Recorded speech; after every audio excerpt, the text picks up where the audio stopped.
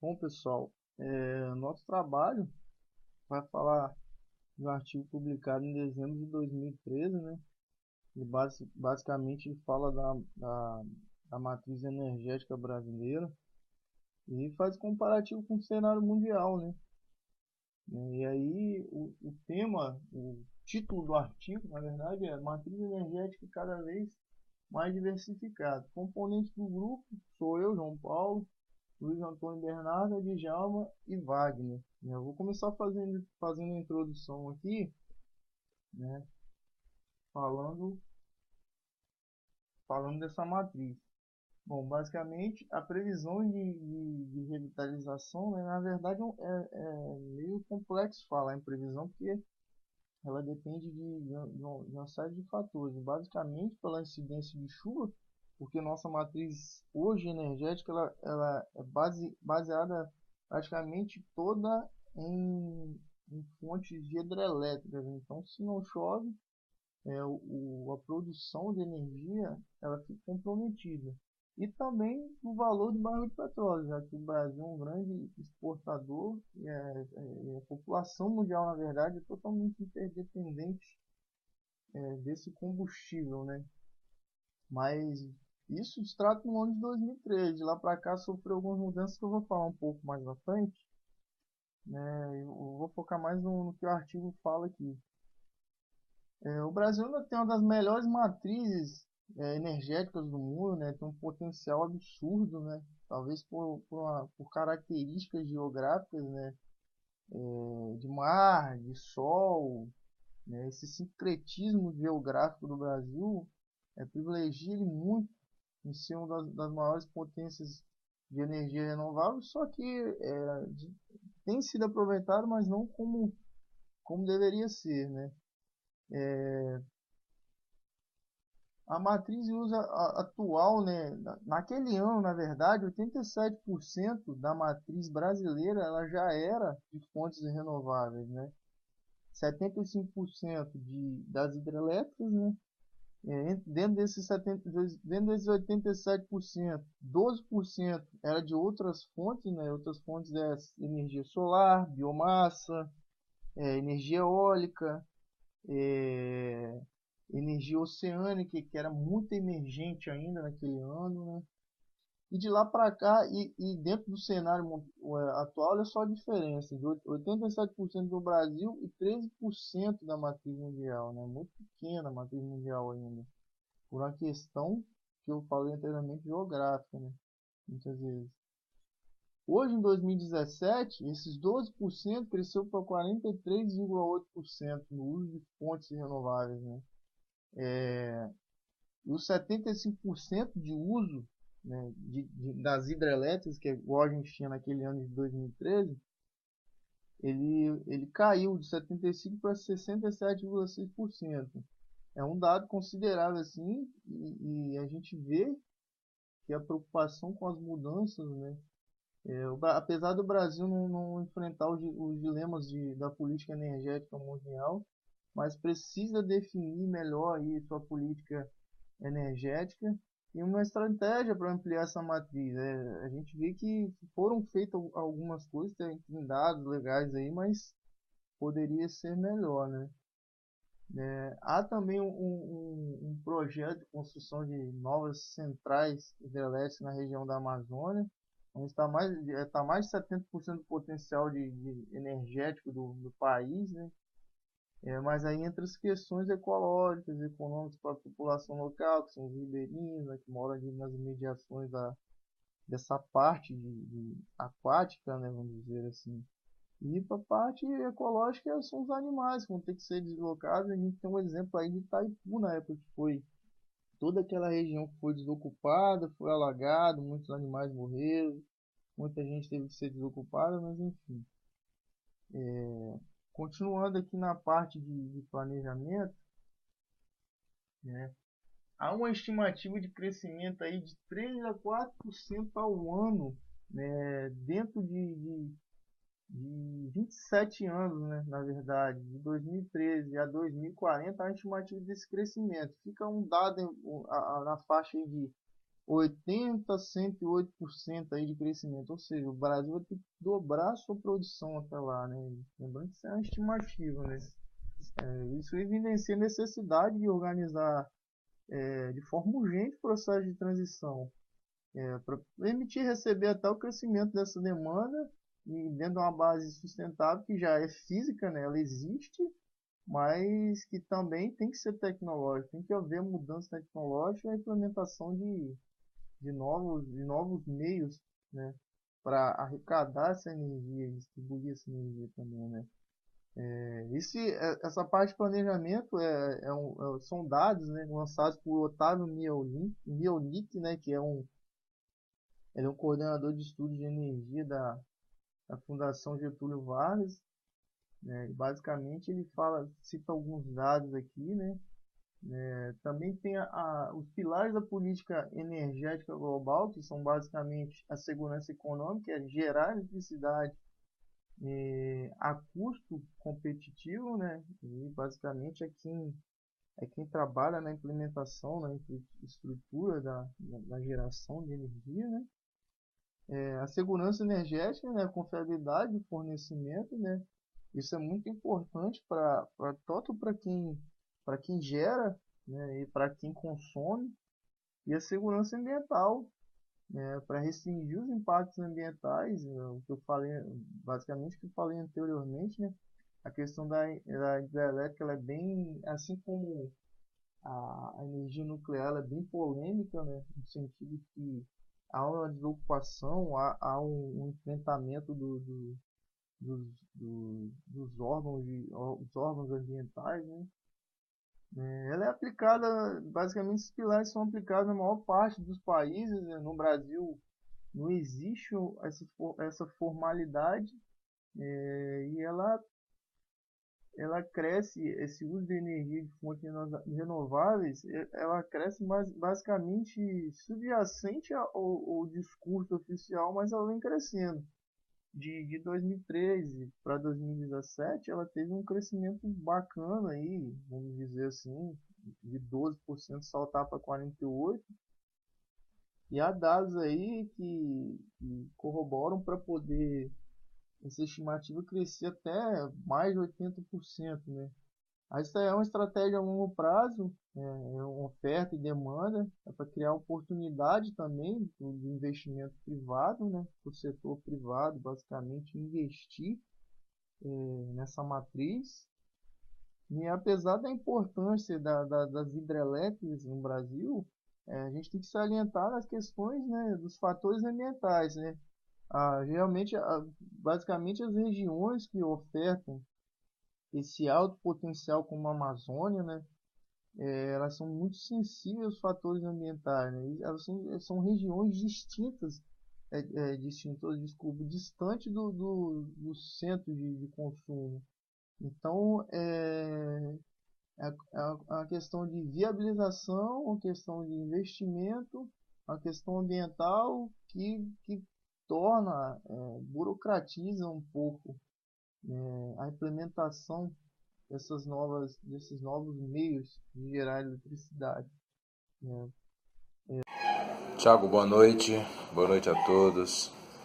Eu vou falar um pouco sobre energia nuclear e que é apresentada para nós nesse estudo como uma opção a mais de geração de energia e algo que ainda não é muito explorado, mas que se nós formos estudar a fundo, é um tipo de energia que pode ser gerada 90% no ano. Ou seja, o ano inteiro, não depende de condições climáticas, não depende de nada. A energia nuclear ela é liberada em uma reação nuclear, ou seja, processo de transformação de núcleos atômicos. Alguns isótopos de certos elementos apresentam capacidade de se transformar em outros isótopos ou elementos através da reação nuclear, emitindo energia durante esse processo, baseando-se na lei da equivalência de energia e massa de Albert Einstein. O estudo que nos foi proposto aqui na revista, ele nos fala dessa fonte de energia como uma energia que ainda não é explorada, mas que é muito importante para a geração de energia, para o futuro do nosso país, e diríamos aqui, segundo o estudo apresentado aqui na revista, o setor elétrico como uma alternativa que vai ser melhor explorada ao longo de 10 anos, porque 71 usinas estão sendo construídas no mundo. E fala-se aqui também sobre o potencial energético de alguns. Ela é favorável, mas nós vivemos em tempos de crise energética, onde o país ele tem se desenvolvido e junto com esse desenvolvimento, a uma contramão, tem vindo uma crise hídrica. Ou seja, já não temos mais tanta água assim, não só no Brasil como no mundo. Por isso que os outros países eles não se desenvolvem, já se atentaram para essa fonte de energia, e o Brasil ainda não. Só que nós temos uma grande preocupação quanto à segurança. Aí já se lembra logo do acidente em Fukushima, o acidente de Angra aqui no Brasil, enfim, muitos acidentes que aconteceram e que, quando acontecem, assim, em uma proporção gigantesca, o impacto é muito grande, e nós temos essa preocupação. E Mielnik, ele fala a respeito dessa matriz energética e dessas dificuldades, né? E ele apresenta para nós aqui essa fonte de energia como talvez uma solução, ele fala em uma opção a mais. Por quê? Porque é algo que ainda não é muito explorado no Brasil. E interessante é que o custo de geração ele não é tão grande assim, e ele pode ser explorado o ano inteiro. Ou seja, talvez seja aí a solução para o problema da crise energética brasileira. O mundo já se atentou para isso, e quem sabe o Brasil, que explora tão pouco essa matriz energética, possa abrir os olhos aí para essa fonte energética tão importante. É isso aí, então, a energia nuclear como uma opção a mais aí de geração de energia.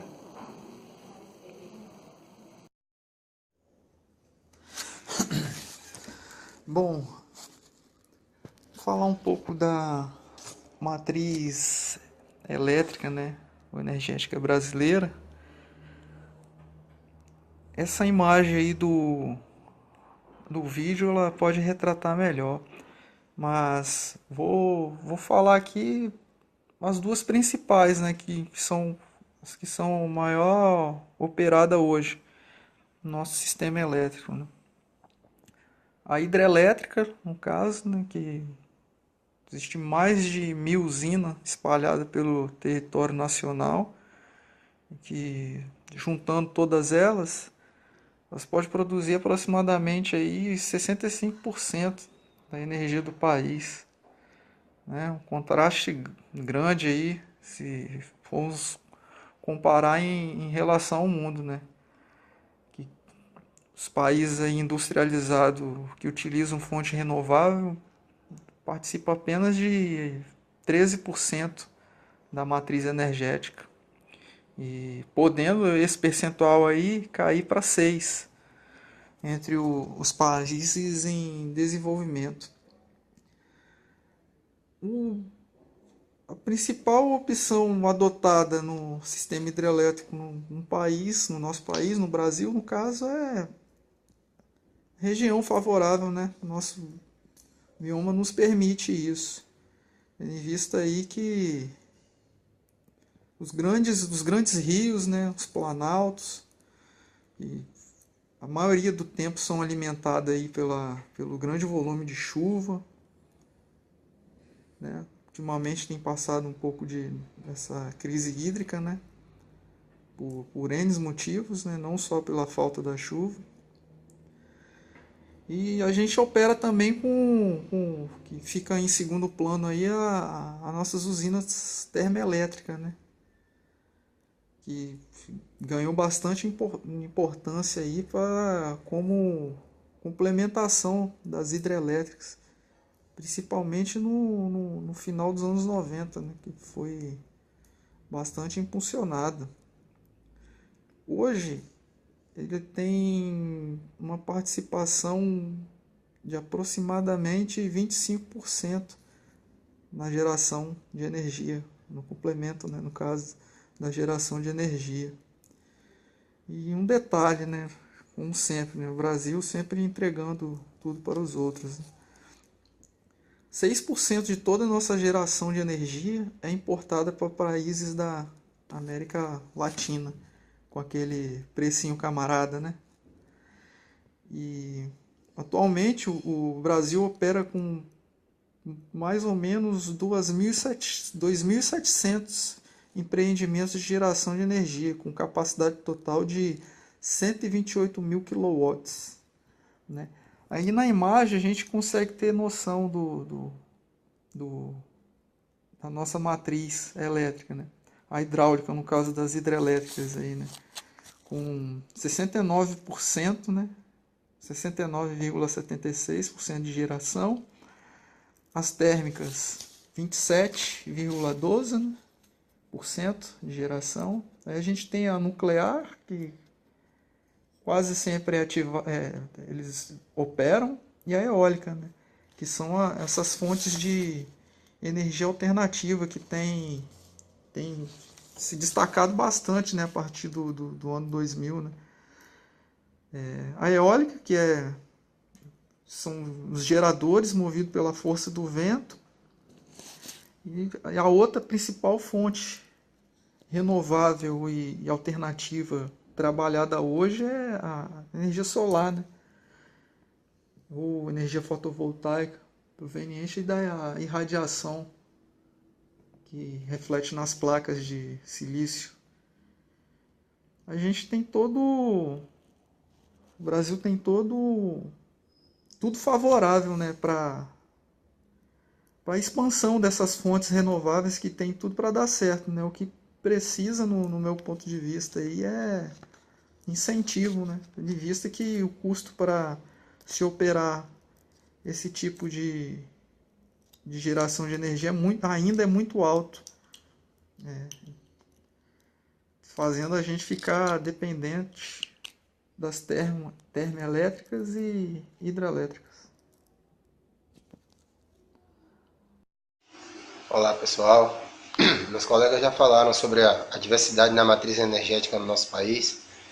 Bom, eu vou falar um pouco agora sobre as perspectivas dessa diversidade baseada na matéria de dezembro de 2013 da revista O Setor Elétrico. De acordo com essa matéria, em 2050, no Brasil teria cerca de 66,5% da matriz energética no país. Tudo isso oriunda de fontes renováveis, como a energia dos ventos, do sol, dos mares, que estava sendo implantada ainda, e biomassa. E para os próximos 40 anos, a estimativa seria de 47% acima do que o governo atual estava programando, sendo que isso é para a matriz energética em geral. Quando a gente se trata da matriz energética elétrica, a gente consegue subir ainda para 92% esse índice, né? Sendo que muito da nossa matriz energética é usada na área elétrica. Essa matéria nos mostra um pouco do grande potencial energético que o nosso país tem. Como o nosso colega João Paulo falou antes aí, né? a potência que o Brasil tem em geração de energia por causa da sua diversidade, principalmente pelas condições climáticas que o nosso país tem, né? E agora cabe aos governantes, aos cientistas, avaliarem qual a melhor forma de se usar essa matriz energética. Uma que seja mais renovável, seja com uma qualidade superior, com menos efeitos ao meio ambiente e que gerem que tenha uma eficiência maior. Então, isso aí é um pouco das perspectivas da matriz energética no nosso país, de acordo com essa matéria da revista. Né? Então, aí é só um pouco a gente está falando, só para a gente ter uma noção. O futuro da demanda. Entre os anos de 1973 a 2010, a taxa de elevação de consumo subiu 5,8% ao ano no Brasil, enquanto no mundo a demanda foi de 3,2%. O uso residencial da energia subiu 6,3%, enquanto na indústria foi de 4%, evidenciando o maior uso da sociedade nos últimos anos. Um levantamento e estudos feitos pelo Ministério de Minas e Energia projetou um plano de expansão que indica uma taxa média de crescimento de 4,9% ao ano até o ano de 2021. Esse consumo, com o cenário de um PIB, que é fator primordial para influenciar o consumo de energia, foi de 4,7% ao ano, tendo em vista que esse fator relevante no consumo, como foi dito anteriormente, o que faz elevar a demanda do mercado atual. Existe um outro projeto para aumentar a produção da produção de energia elétrica no Brasil, tendo em vista que o cenário atual da economia prejudicou bastante essa expansão do projeto, o que fez atrasar a transmissão, fez atrasar outros fatores nas usinas de energia de transmissão, né? Sendo paralisado a construção de muitas delas. Assim comprometeu o avanço da produção e metas de atingir a proporção que foi planejada há 10 anos atrás, para atender à demanda nacional.